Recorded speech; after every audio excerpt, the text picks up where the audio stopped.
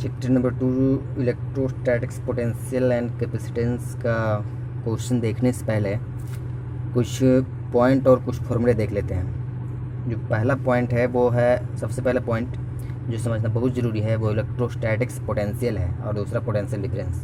सबसे पहले electrostatics potential का जो इसका यूनिट होता है वो वोल्ट होता है या न्यूटन मीटर पर कूलॉम, और इलेक्ट्रोस्टैटिक्स पोटेंशियल है जो कि एक स्केलर क्वांटिटी है। तो इलेक्ट्रोस्टैटिक्स पोटेंशियल है क्या? तो मान लिया कि हम लोग एक चार्ज लेते हैं, इसको हम लोग टेस्ट चार्ज कहेंगे, सॉरी पॉइंट चार्ज कहेंगे, और उसकी वजह से किसी पॉइंट पर हमको इलेक्ट्रोस्टैटिक्स पोटेंशियल चाहिए। तो वो वास्तव में होता क्या है? तो वो होता है कि एक यूनिट पॉजिटिव टेस्ट चार्ज को इन्फिनिटी पर से स्लोली मूव कराता हुआ पॉइंट ए तक लाएंगे, और जितना वर्क करना पड़ेगा इन्फिनिटी से पॉइंट ए तक आने में बटे जितना चार्ज को ला रहे हैं कर देंगे, तो इलेक्ट्रोस्टैटिक्स पोटेंशियल आ जाएगा। तो ये वास्तविक में होता क्या है? Electrostatics potential the amount of work done in a moving a unit positive charge from infinity to that point against the electrostatics force. Confirm है कि यहाँ पर भी पॉजिटिव चार्ज है, और हम लोग जो टेस्ट चार्ज ला रहे हैं वो भी क्या है? पॉजिटिव चार्ज हैं, तो एक दूसरे को रिपेल करेगा।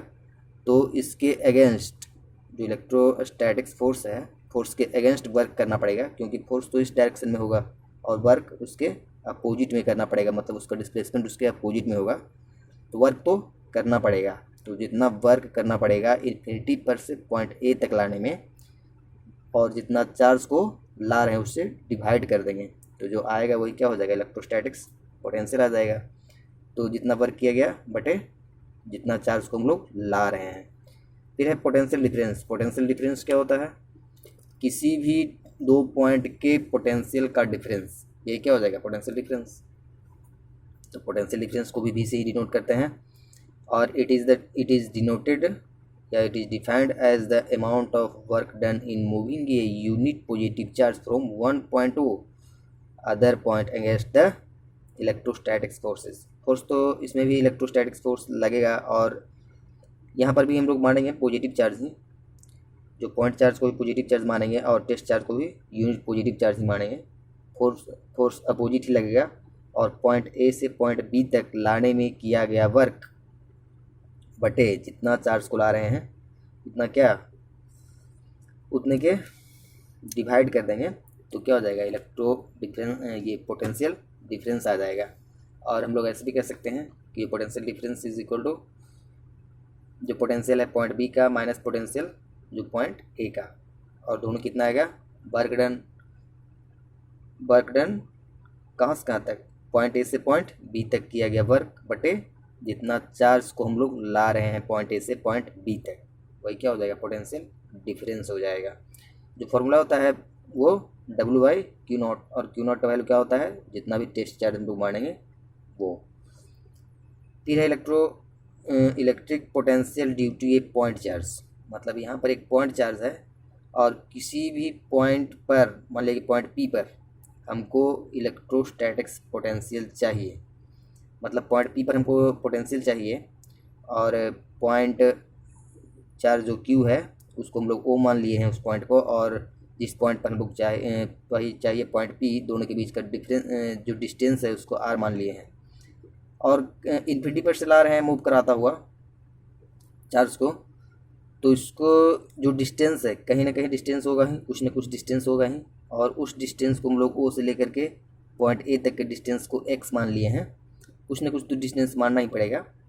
और यहाँ पर भी ये जो कि चार्ज ला रहे हैं वो यूनिट चार्ज ही हैं और पॉजिटिव ही हैं, तो इसके फील्ड में पॉइंट चार्ज जो पॉजिटिव है उसके फील्ड में हम लोग एक टेस्ट चार्ज को ला रहे हैं, तो कंफर्म है कि फोर्स का डायरेक्शन क्या होगा?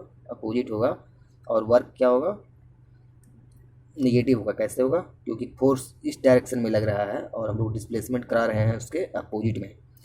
तो इसमें भी क्या होगा? वही फोर्स कितना लगेगा? 1/4πε0 इंटू Q/Q0 बटे एक्स स्क्वायर, क्योंकि दोनों के बीच का डिस्टेंस क्या है? X square.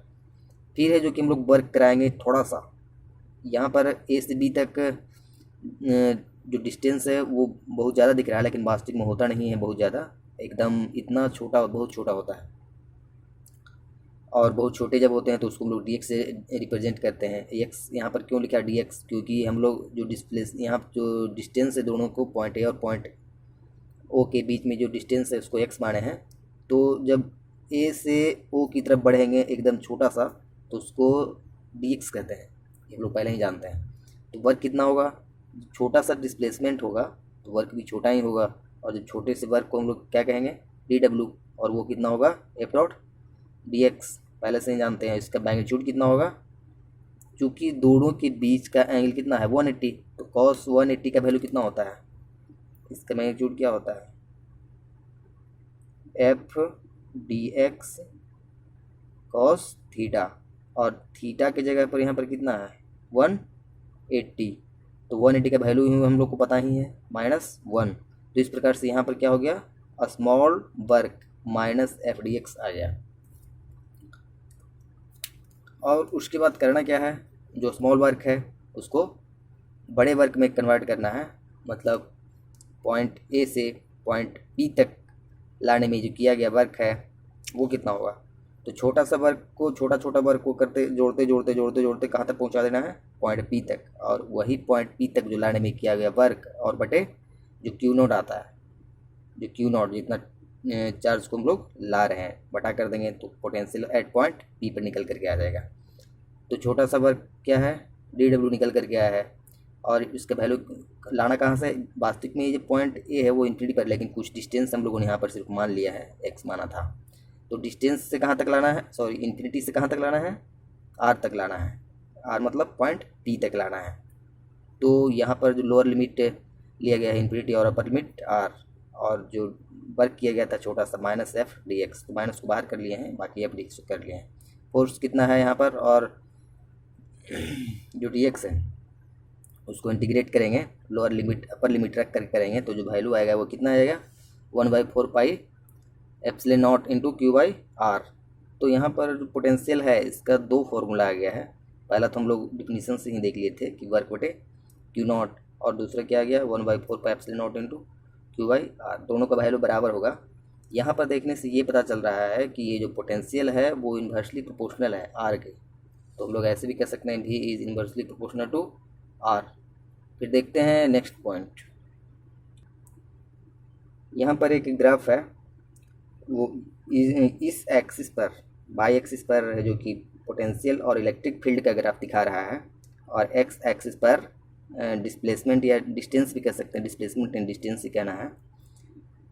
यहाँ पर आर को रिप्रेजेंट कर रहे हैं जो डिस्टेंस है, और दोनों के बीच का ग्राफ जो देखा गया है वो इस प्रकार से देखा गया है, जो ब्लू कलर से आपको दिख रहा होगा वो इलेक्ट्रिक फील्ड और डिस्टेंस का ग्राफ है, और जो ब्लैक कलर से दिख रहा है वो पोटेंशियल का है।